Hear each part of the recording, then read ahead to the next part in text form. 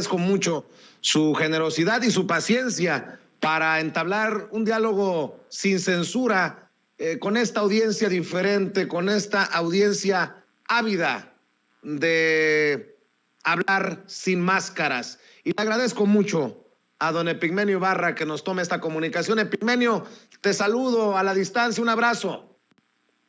Un abrazo, querido Vicente, ¿cómo estás?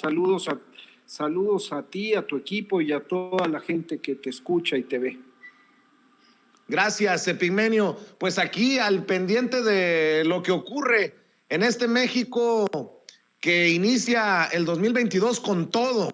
El debate sobre el INE, la consulta de revocación de mandato, se vienen los procesos electorales en 6 estados para la renovación de los gobiernos, se viene la reforma electoral, la reforma eléctrica, y ayer el presidente Andrés Manuel López Obrador creo que resumía este ruido desde la oposición, una oposición que ya el colmo es criticada hasta por López Dóriga. Dice: los conservadores que admiran a Iturbide, a Carlos Salinas y a Porfirio Díaz me llaman comunista, populista y loco, pero lo celebro porque me molesta más la hipocresía. Más o menos en esos términos tú también te decantas en las columnas que publicas, querido Epigmenio. En efecto, hoy, por ejemplo, dije voy a poner las cartas sobre la mesa, porque hay esta falacia de que es obligación del periodista alzarse ante el poder, cualquier poder, por el hecho de ser poder. Y yo digo, sí, frente al poder corrupto, frente al poder criminal, frente al poder que obedece las órdenes de una oligarquía rapaz, yo me he alzado junto con muchas y muchos siempre. Con el poder democrático, con el poder emanado de la voluntad mayoritaria del pueblo de México, en elecciones libres y auténticas como lo marca la Constitución, con el poder emanado de 30 millones de votos, de más del 53.4% del padrón electoral, a ese poder, frente a ese poder, yo me rindo. Yo lo apoyo, lo respaldo, lo defiendo en mis escritos y con mis actos. Y eso es tomar posición, porque yo pregunto, ¿dónde estaban hoy esos que desgarran vestiduras y quieren tomar el lamentabilísimo asesinato de una periodista como una muestra más de que este gobierno es igual a los demás? ¿Dónde estaban cuando era el Estado el principal perpetrador de crímenes de lesa humanidad? ¿Dónde estaban cuando el gran saqueo de la nación? Estaban ahí sirviendo a ese régimen, o bien guardando un silencio ominoso y cómplice, y sirviendo pues también de esa manera al régimen que tantos años nos gobernó, extendiendo la coartada mediática con su silencio o con sus palabras al saqueo y a la matanza. Querido Epigmenio, entiendo que le llamen de todo, insulten incluso al presidente desde sus trincheras académicas, intelectuales algunos, pero por más que les duela, es el presidente desde la mañanera el que va dictando la agenda y el que va exhibiendo. Hoy, por ejemplo, quedan en la lona esos que se rasgan las vestiduras desde el panismo, porque exhibe el presidente de cómo se sirvieron. Voy a sonar más elegante de lo que estuvo a punto de salir de mi boca, de cómo se sirvieron con la cuchara grande en los gobiernos de Fox y de Calderón, empresas como Oceanografía, y este señor Yáñez que daba regalos de relojes de $1 millón. Pero no es cosa del pasado, porque personajes que estuvieron en el poder como Santiago Krill, que hoy llama leña del diablo a la reforma energética, a la reforma eléctrica del presidente Andrés Manuel López Obrador. Hoy Santiago Krill, diputado federal, que dice que quiere buscar ser presidente en el 2024. En ese entonces fue secretario de Gobernación. O sea, que muchos de los de hoy fueron los de ayer y no podemos tratar las cosas como un lejano pasado. Estamos en esto para transformar a México y obviamente para que no regresen esos que se sirvieron a costillas del pueblo de México, Epigmenio. Pues sí, en efecto, lo que tienen, y tu invitado que recién acaba de terminar lo decía, son capaces de hacer mucho ruido. La red la han convertido en un receptáculo de toda su rabia, de todo su odio, pero hacen muy poco en las calles, logran muy poco. Pedro Miguel decía ayer, acomódense en este espacio gris, y se refería al 32% que se opone a López Obrador.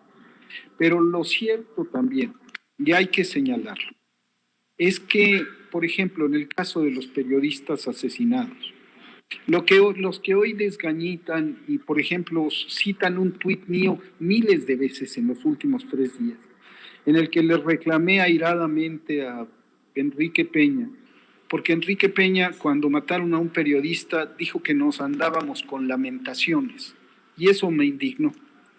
El presidente López Obrador, ante el reciente asesinato de la compañera en Tijuana, lo primero que hizo fue expresar sus pésames y asegurar que no habrá impunidad. Lo segundo, que es importante, que hay que señalar, es que también dijo, quieren utilizar este crimen. ¿Quién quiere utilizar este crimen? Se olvidan convenientemente que en este país donde hay muchos reporteras y reporteros pobres que se juegan la vida a cada paso, hay un grupo de...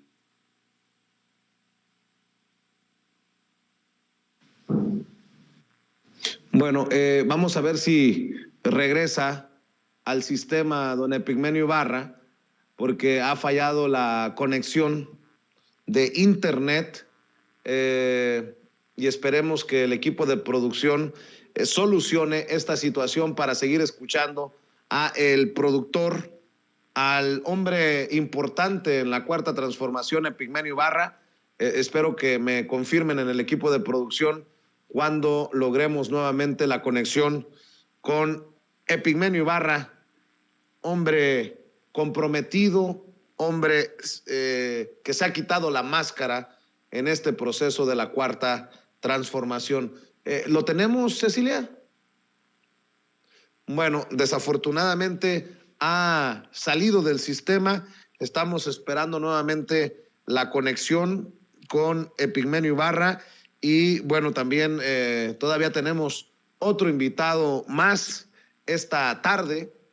Vamos a ver si logramos conectarnos con Epigmenio Ibarra, ya sea por StreamYard, ya sea por teléfono, ya sea por alguna de las formas que se pueda para seguir escuchando el análisis que hacía Epigmenio Ibarra para la audiencia de Sin Censura sobre pues estos carroñeros que se cuelgan del asesinato de Lourdes Maldonado en Tijuana, Baja California, para tratar de pintar un México igual hoy al que fue en los sexenios anteriores.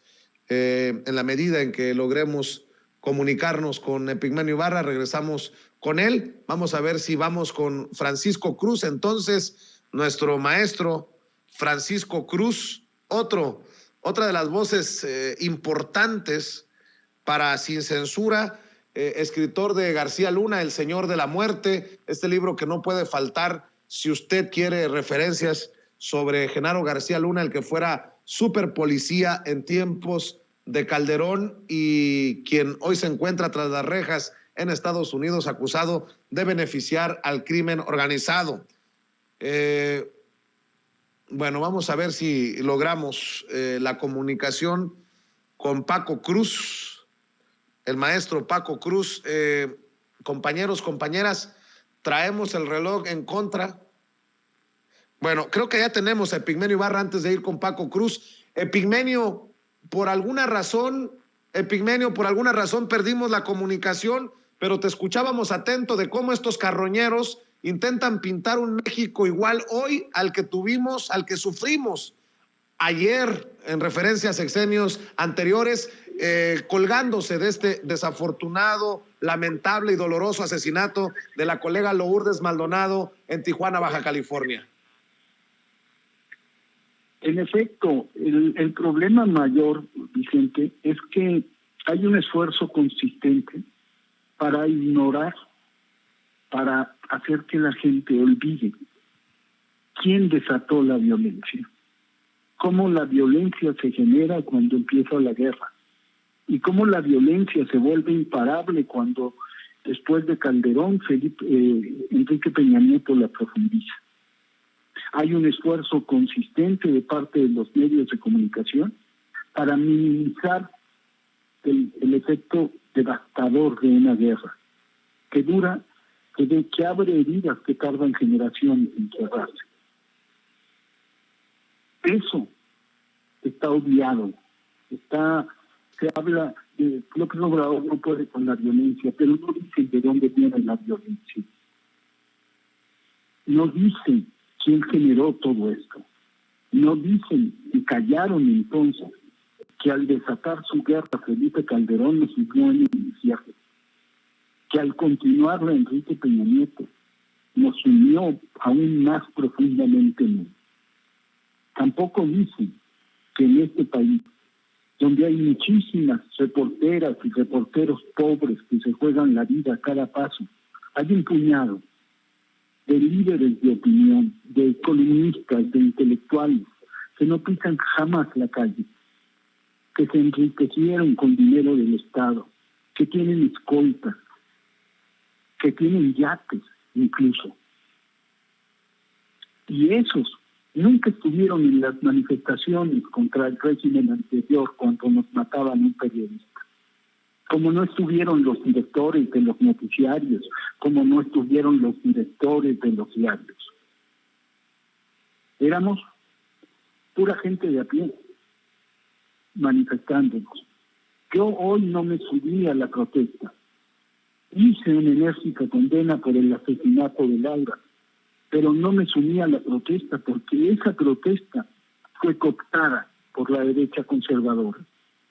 Porque quieren meter la idea, implantar la idea de que es lo mismo López Obrador a Peña Nieto o a Calderón. No, ellos originaron la violencia. Era el Estado el principal perpetrador de los crímenes de lesa humanidad. Fue el Estado el que desató esta espiral de violencia incontenible, el que irresponsablemente, para satisfacer la megalomanía criminal de Calderón, en búsqueda de una legitimidad de la que de origen carecía, fue el Estado, fue Calderón el que desató el infierno en este país, el que estableció la barbarie como norma, el que en lugar de cerrar la frontera a las armas y a los dólares, le dio de patadas al avispero. Y peor todavía, le encargó la conducción de su guerra a su hombre más cercano, a su cómplice, a su amigo Genaro García Luna, que hoy sabemos era un colaborador del enemigo al que decían que iban a combatir. Nadie habla de que las violaciones de los derechos humanos, masivas, atroces y constantes, provocaron un estado de descomposición. Nadie habla de que las acciones fortalecieron al narco, a un narco que tenía capacidad de reposición de bajas inagotables, dinero a mano llena y armas que le venían de los Estados Unidos. Nadie habla de eso. Solamente dicen, no cumple López Obrador, es igual que los otros. No. Hay un esfuerzo sistemático y consistente por ignorar lo que pasó en el 2018. Los mexicanos nos pronunciamos no por un cambio de presidente, nos pronunciamos por un cambio de régimen. Entonces, yo invito a quienes nos ven y nos escuchan a poner sus cartas sobre la mesa. Se vale, se debe, es una obligación defender nuestra voluntad expresada en las urnas, apoyar, defender al gobierno democrático que salió como resultado de esa gesta, de ese gesto de insurrección popular que se produjo en 2018.